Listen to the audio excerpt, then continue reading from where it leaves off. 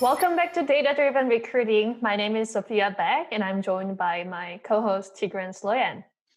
Hey, Sophia. So today we're talking Tigran. about an important topic regarding how to find a job in this market because it's kind of crazy. There's all sorts of layoffs and furloughs, and many people are finding themselves in a situation where they're looking for a job in a very, very difficult market. So we thought it would be interesting to cover the top 3 tips for finding a great new opportunity in the middle of COVID-19. Yeah. So let's start with what's number 3? Yeah. So the number 3 would be around, there is a lot of lists of kind of people looking for a job, mostly the layoffs lists, right? Because as I said, many companies are doing layoffs and furloughs. So there's dedicated sites. I think the most popular one is Layoffs FYI that compile lists from different companies, mostly spreadsheets, put on an Airtable, I think, that lists out like who went through layoffs, and usually they have direct links to the spreadsheets of people looking. I guess it's kind of a double-edged sword, right? Like on the one side, it increases visibility and things like also putting your name on LinkedIn, on your profile, putting some post and asking people to share that that potentially you've been laid off and you're looking for opportunities. So why not? Yeah. I mean, it increases visibility. That's the positive side. So like if somebody is hiring for someone with your qualifications and title, and maybe someone knows you, they would sort of get interested. The reason it's a double-edged sword is at least some recruiting organizations have the perceptions that the only people that are getting laid off are the underperformers of the company, which is not true, right? A lot of great talent is getting laid off due to the current situation because the company just can't keep them. But and then also like maybe the strategic positioning of that department or product they worked on, it could have been many things, but there is definitely a perception of, like you're the bottom half, not the top half.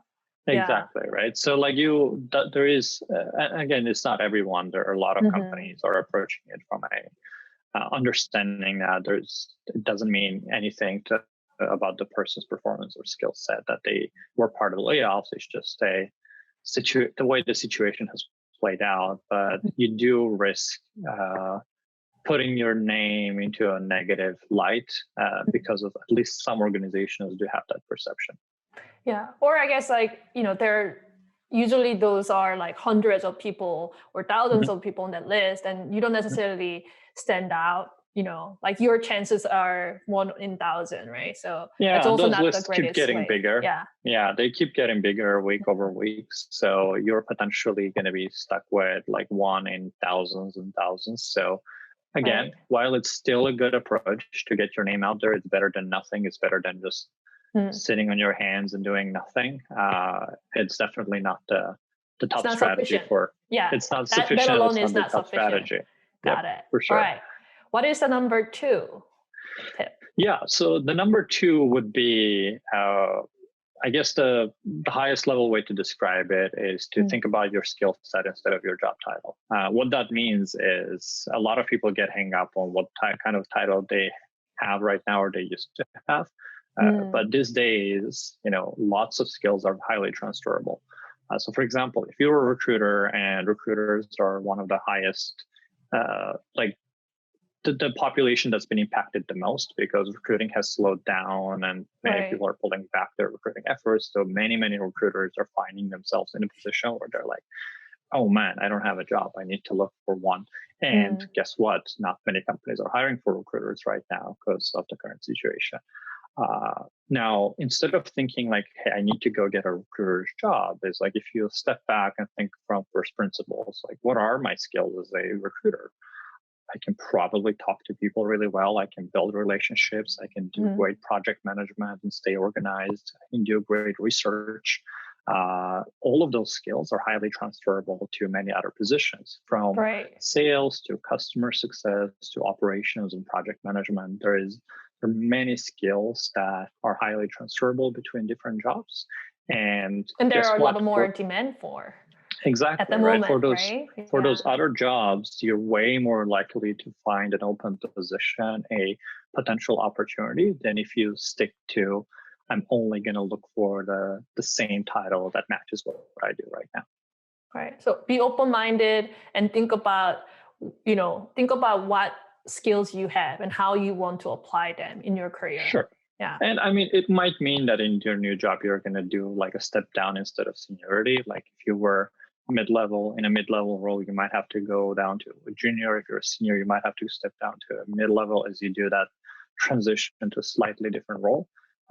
But it's definitely better than nothing. And people with experience will thrive in that new role and quickly go back to the seniority level that they used to have in their previous company. Right. Right. All right. So number one. So number one is realizing that this current situation is not impacting all companies in the same way. While many companies are struggling, companies that deal with travel, local businesses, et cetera, are really struggling. But there is another cohort, a smaller cohort, but there is another cohort of companies that are doing really well. And those are the companies that deal with remote work, collaboration tools, like everything from Zoom, which is what we're using to film this right now, to Slack and many other online collaboration and remote work tools are seeing an exploding demand. Also, grocery delivery and food delivery companies, right? From Instacart to Postmates to Uber Eats are seeing a surge in demand and are hiring even more aggressively than they used to before.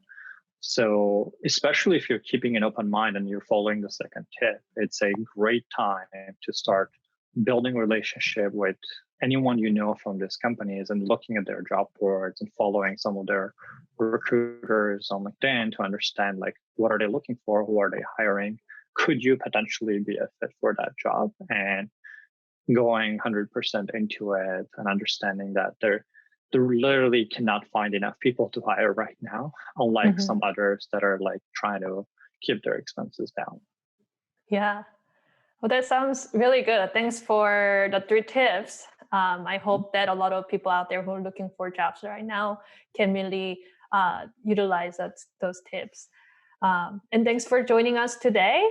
For more tips and insights on data-driven recruiting, please visit ddr.codesignal.com. We'll see you next time.